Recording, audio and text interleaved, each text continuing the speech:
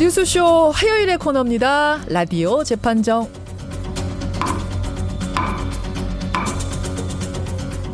논란이 되고 있는 이슈나 인물을 저희가 스튜디오 재판정 위에 올려놓으면 여러분 들으시면서 평결을 내려주시는 코너죠. 오늘도 두 분의 변호사 모셨습니다. 노영희 변호사님 어서 오십시오. 네, 안녕하세요. 제가 너무 훅 들어가가지고 마이크가 있는 곳이면 언제든 들어온다. 죄송해요. 제가 오늘 사실은 조금 그 마이크로닷컴이 그 친척이 비밀리에 피해자들하고 20년 전 원금 기준으로 돈을 갚겠다라는 합의를 시도했다는 그런 그 얘기 때문에 이제 어제 오늘 계속 실검에 떴어요. 그래서 저는 이 사람들을 좀 원금 기준이라니 너무 심한 거 아니냐. IMF 때 원금은 지금하고 비교가 안 되는 건데 그것 때문에 화병 나신 분이 더 화병 났다 이러니까 내가 전해드리고 또 하나 말씀드리고 싶었던 게 안익태 그 친일파 논란은 뭐 워낙 알았지만 친나치 활동까지 했었다. 그래서 이 두 가지를 오늘 아침에 이제 뉴스를 접하면서 뉴스 식구들한테 말을 해봐야지 이렇게 생각을 하고 왔었어요. 예. 근데 이제 또 하필이면 신유용 선생님 얘기가 나서 오늘 너무 할 얘기 많아가지고 하지 말아야지.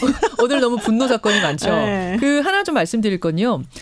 안익태 작곡가 안익태의 친나치 전력에 대해서 책을 쓰신 분이 이혜영 교수거든요. 그렇죠. 네, 사실은 오늘 이혜영 교수가 저희가 섭외가 돼 있었습니다. 출연을 오늘 하시기로 돼 있었는데 신유용 선수가 직접 스튜디오에서 좀 긴 시간 이야기를 하겠다라고 하면서 이혜영 교수를 내일로 여러분 도대체 우리 애국가의 작곡가 안익태 선생 우리 지금까지 다 선생님 불러오고 그렇게 알고 있었던 그 사람의 친일 전력도 사실은 놀라웠는데 그렇죠. 그걸 넘어서서 친나치 전력은 무엇인지 내일 한번 생생하게 들으시면 되겠습니다. 노 변호사님 들으세요? 저는 꼭 들을게요. 꼭 들으세요. 제가 한마디 드릴게요. 정말 과거사 청사나 이렇게까지 완벽하게 실패한 나라가 있을까?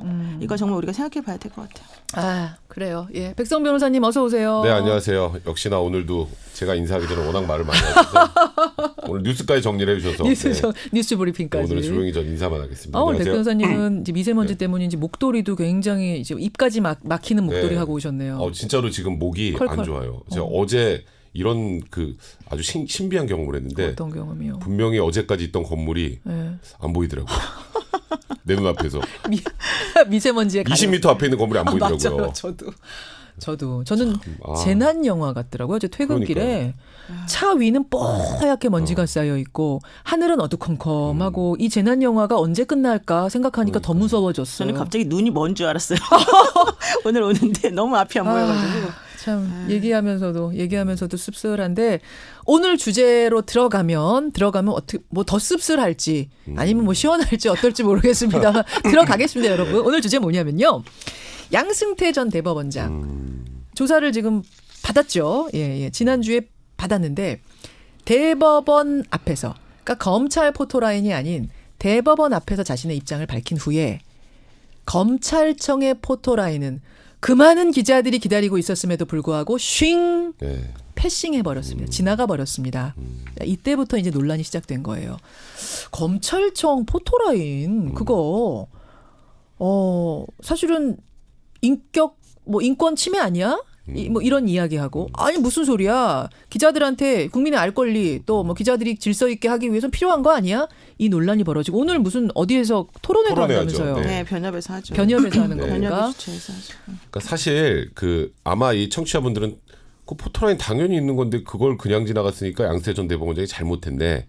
아마 대부분 그렇게 생각을 하실 거예요. 너무 쉰 지나가 버리고 그렇죠. 기자들이 허탈해하고 막 이러더라고요. 그리고 당연히 검찰청 앞에서 얘기를 해야지 왜 대법원 앞에서 얘기하고 검찰청 기자들 그렇게 얘기하는데 그냥 들어가나 해서 비난의 목소리가 많은 건 사실인데 법조인들 사이에서는 이게 포토라인이 맞나? 과연? 에 대한 논란이 있어요. 그러니까 대중들한테는 없는데 제가 생각하기에 왜냐하면 우리가 포토라인에 섰던 사람들 한번 생각해 보세요. 포토라인에 딱 서면 저 사람은 유죄야라고 생각합니다. 대부분. 그렇지. 그렇죠. 대부분. 아니 나중에 이제 무죄 유죄 가려져서 보도도 하지만 우리한테는 그게 유죄 무죄냐보다 거기 섰던 그 장면이 워낙 강렬해요. 그렇죠. 그리고 심지어 뒤에 무죄가 나온 걸 잘 몰라요. 무죄가 나와도 이제 그러다 보니까 이제 뭐 헌법상 어쨌건 무죄 추정의 원칙이라는 것이 있는데 이 포토라인이라는 게 법에 규정이 되는 건 아니거든요. 말 그대로 그냥 보도상 편의. 그다음에 국민의 알 권리 충족이라는 건데 과연 지금 이 공익과 그다음에 무죄라고 주장하는 피의자들도 거기 쓰잖아요. 예, 그러니까 뭐 예를 들어서 맞아요. 뭐 살인 사건의 용의자처럼 뭐 그 중에 아예 뭐 혐의가 명백한 사람들 말고 무죄라고 주장하는 사람도 거기 쓰잖아요. 그렇죠. 나는 무죄다. 난 억울하다 하는 사람도 쓰죠. 그죠. 근데 그 사람들은 대중들 눈앞에선 다 유죄입니다. 그러니까 이 포토라인을 유지하는 게 맞느냐?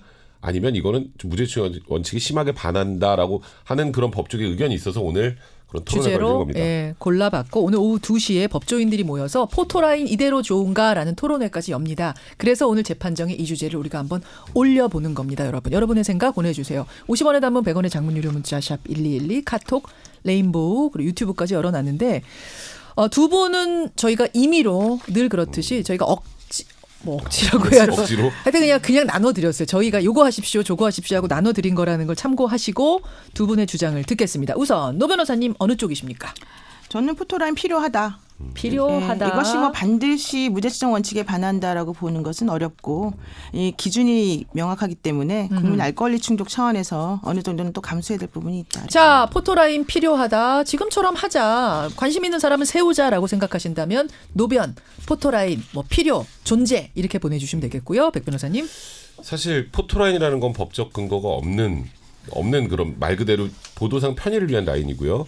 그것 때문에 사실 최근에 이재수 전 기무사령관도 극단적인 선택을 했죠. 그 앞에 서는 것 자체에 대한 엄청난 부담감과 대중은 그 포토라인에 섰다는 것만으로도 유죄로 인정을 해버리는 그런 상황이기 때문에 알 권리보다 더 중요한 건 개인의 인권이 아닐까. 그래서 이제 포토라인은 이제는 악습을 좀 걷어내야 될 때가 아닌가 이렇게 생각합니다. 이제는 포토라인을 걷자.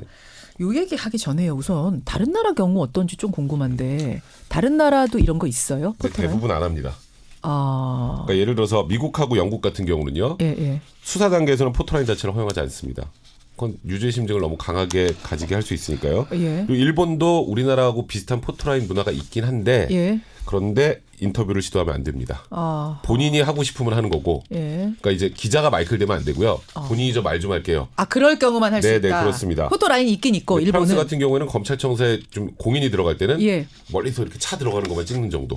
저 사람 출두합니다. 그럼 대체적으로는 없는 거네요. 그렇습니다. 이게 포토라인이? 사실 우리나라에서는 그냥 포토라인이라는 게 그냥 관행적으로 지금 시행이 돼 왔지만 해외에서는 그 무죄 추정 원칙에 반한다는 이유로 그게 실제로 시행하고 있는 나라는 거의 없다고 봐야죠. 자, 노영희 변호사님. 일단 이게 그러니까 외국에는 포토라인은 없지만 파파라치가 있어요. 알아서 찍어줍니까?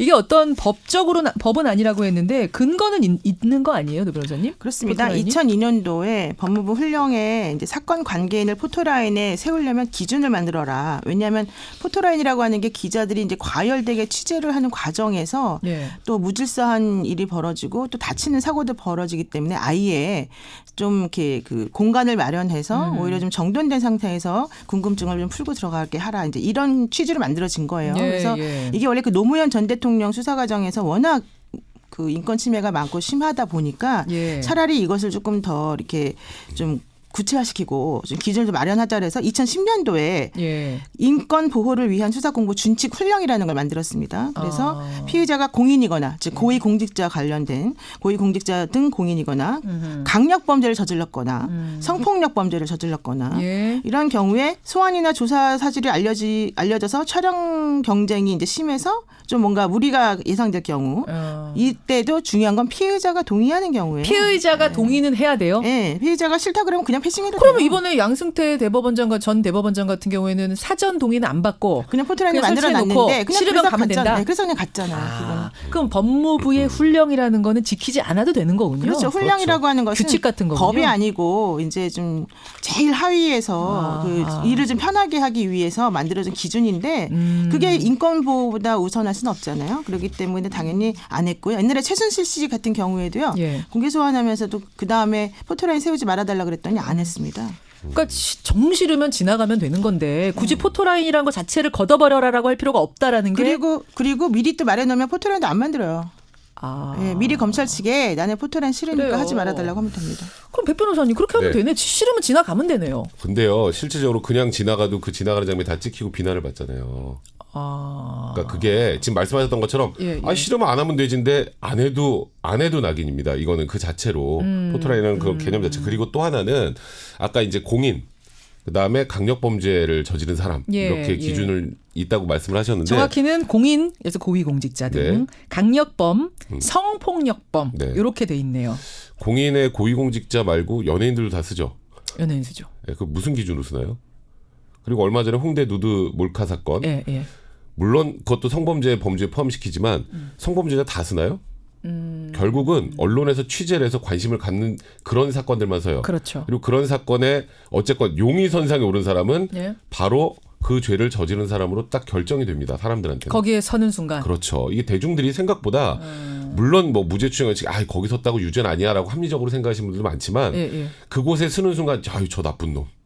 이라고 생각하는 경우가 굉장히 많아요. 그러면 조금 미리 말해가지고 저는 포토라인 치워주세요. 요거 하면 된다면서요. 그런데 그 과정에서 언론에 이미 노출이 되고 저는 포토라인 쓰지 않겠습니다 하면 그게 또 보도에 나오잖아요.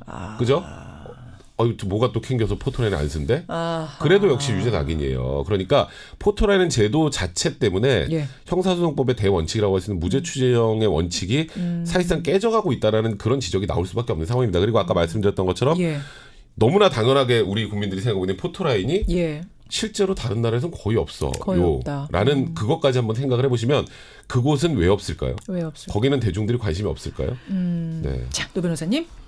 저는 그렇게 보지 않아요. 이게 포토라인을 만든 이유가 뭐 무죄추정 원칙을 뭐 좀 아니다라고 하기 위해서 만들었다기보다는 워낙 과열 경쟁이 심하다 보니까 좀 정리하자. 다치는 사람이 없게 하자. 사실 이것 때문에 처음에 만들어졌거든요. 그러니까 그 얘기는 그만큼 대중의 관심이 많은 그런 사건들이라고 한다면은 오히려 정돈된 질문을 할 수 있는 공간을 만들어주고 본인이 얘기할 수 있는 기회를 주는 차원에서 필요하다라고 사람들이 본다는 거죠. 그래서 이게 반드시 그 안에 섰다고 해서 꼭 유죄라고 하는 심증을 굳게 만드는 그런 거라고 연결시키는 거는 조금 너무 과하게 나간 것 같고 일단 중요한 것은 공인으로서 또 사실은 사회에 매우 악영향을 끼친 범죄를 저지른 사람으로 지금 어느 정도 추측이 되는 상황이기 때문에 저는 그 정도는 감수하는 것이 맞다고 봅니다. 그러니까 노영희 변호사님은 이제 우리 변호사니까 우리는 그냥 포토라인에 누군가가 서도 저 사람 무조건 유죄하라고 생각 안 해요.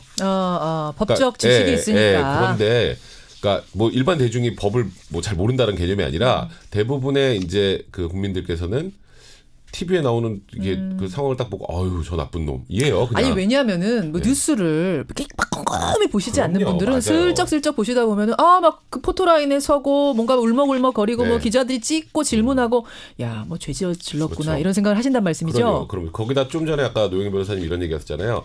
그게 뭐 사실 무죄 추정의 원칙에 반하는 것보다 취재 경쟁이 과열되면 누군가가 다칠 수도 있고 그러니까 좀 정돈하자는 취지인데 그냥 안 하면 됩니다. 그러면.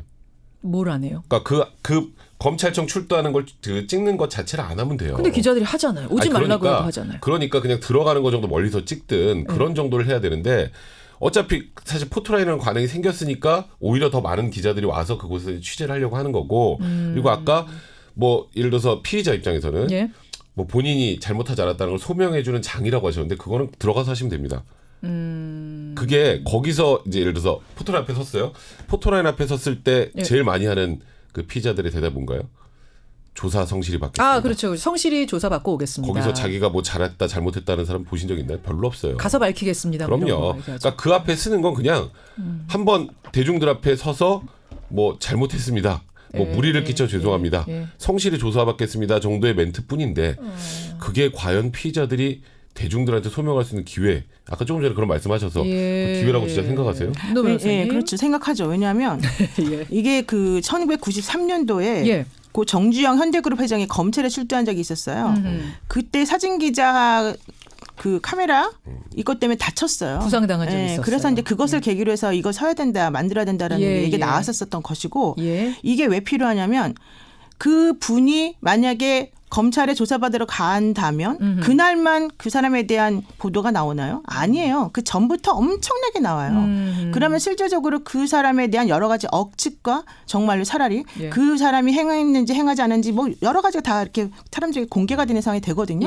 근데 그런 상황이기 때문에 본인이 나서서 나 아닙니다 어쩝니다라고 말하기도 곤란한 부분이 있기 때문에 오히려 그런 거를 하면 되고 또 싫으면 싫다고 말을 해놓으면 미리 말하면 되고 또 하나는 공인의 기준이요. 차관급 이상의 고위공직자, 예. 국회의원, 그다음에 지자체 장 교육감, 그다음에 치안감 이상 경찰 공무원, 뭐 자산 총액 1조 원 이상의 기업 대표 이런 식으로 좀 구체적으로 정해져 있어요. 아, 그래요? 네, 그렇기 때문에 무조건 이것을 뭐 제가 간다고 포토라인 세우지도 않아요. 아, 노 변호사님은 세울 것 같아요. 무조건 서. 설리를 만들지 않으시기 바랍니다. 지금 이렇게 쭉 얘기하셨지만 예를 들어서 예. 연예인들 다수죠. 예. 연예인들 그 기준 안에 있나요? 공인, 유명한 사람, 그러니까, 촬영 경쟁이 심할 사람. 지금 조금 전에 우리 공인은 예. 이제 국가 예, 고위공직자를 의미하는 예. 그런 공인의 개념으로 했는데 연예인들 다 쓰죠. 연예인들은 노이즈 마케팅도 한다니까요. 그리고 아까 아니 그 거기서 쓰는 걸 연예인들이 누가 좋아하겠습니까? 근데 다 쓰잖아요. 또 안 쓴다 그러면 또 갑자기 저 문제되니까. 이런 생각 들었어요. 네. 근데 만약 그래서 이제 포토라인 없앴어요. 네. 그런데 정주영 회장 케이스처럼 누가 가니까 막 그 앞에서 몰려들어요. 막 몰려들. 그럼 이 사람은 더 난처해지고 오히려 낙인 더 찍히고 오히려 막 도망가는 것 같잖아요. 그 사람 피하는 모습에 막 뭐 사람들이 가려주고 이게 더 낙인 효과를 주지는 않을까요? 사실 독일 같은 경우는요. 예. 피의자 소환 시점도 안 알려줘요. 기자들한테. 그렇게 하려면 그렇게 하겠네요. 그리고 기자들은 예. 또 개인의 인권 문제 때문에 예. 그거를 알려고 하지도 않고 그냥 대부분 공보관실에서 취재를 합니다. 그러니까 사실 그런 방향으로 가야 되는 거예요. 그런데 지금 말씀하셨던 것처럼 포토라인 없으면 어차피 기자도 우르르 달려 그런 취재 방식을 좀 바꿔야 되는 거죠. 어찌 보면 같이 바뀌어야 되는군요. 극단적으로 같이. 생각하면 이 포토라인의 문제는 결국 무죄 추정의 원칙을 허무는 방식의 취재 경쟁이 과연 옳은가로 접근을 해야 되는 문제예요. 근데 국민의 알 권리도 있잖아요. 국민들은 그 얼굴 좀 보고 네. 도대체 무슨 소리를 하는가 한번 듣고 싶은 마음도 있는 거거든요. 근데 그 얼굴 보고 뭘 알게 되나요? 얼굴 보고 또 입장 말하는 사람도 가끔 근데 있잖아요. 입장 억울하다고 말할 하는 때요. 사람도 있고 뭐 내가 네. 제정신이 아니었습니다 하는 사람도 있고 뭐 반성하는 사람도 있고 이것도 억울하다 그래도 뭐라 그러고 뭐 반성한다 그러면 저게 무슨 반성이 악어의 눈물이지라고 하고 그러니까 사실 그 사람이 네, 거기 네. 서서 좀 뭐 소위 말해서 무죄를 주장하는 사람 입장이라고 하면 가정을 해보죠. 네. 굉장히 모욕적인 상황을 연출하고 나는 대중들한테 유죄로 단죄돼 있고 예. 난 진짜 억울해서 나중에 무죄 받아도 아무도 모르고 그냥 나쁜 놈으로 남는 거예요. 그러니까 과연 그런 방식이 옳은지. 그러니까 지금 제가 아마 지금 청취자분들이 저 욕을 많이 하실 것 같은데 아니에요. 제 욕을 많이 하실 것 같은데 네. 이게 진짜로 그 무죄 추정의 원칙이라는 게 과연 우리나라에 지금 지켜지고 있는가에 대해서는 한번 곰곰이 알겠습니다. 생각해 그럼 백변님 말씀하시는 그 문제는 기자들이 그냥 보도 형태를 바꾸면 되죠. 무죄가 나오면 정확하게 무죄 나왔다고 예전에 우리가 궁금해해서 처음에 보도할 때와 같은 강도로 여러 번 말씀을 해주시면 되는 것이고 지금과 같이 그렇게 기자들이 막 몰려들어서 취재하지 말면 되는 거잖아요. 근데 왜 하겠습니까? 그분들도 알 권리 혹은 국민들이 알고 싶어하는 부분들이 있으니까 하는 거잖아요. 자, 잠깐만요. 일단 지금까지 들어온 문자는 팽팽합니다, 여러분. 예. 팽팽해요. 그래서 마지막 2분입니다. 마지막 한 1, 2분 동안 문자를 집중적으로 여러분의 뜻을 보내주시고요. 여러분의 의견 잠깐 보겠습니다. 강철님, 두 분 다 맞는 말씀 같아요. 이 얘기 들으면 이 얘기가 맞는 것 같고 저도 좀 지금 그런 생각이 드는데 볼까요? 4555님.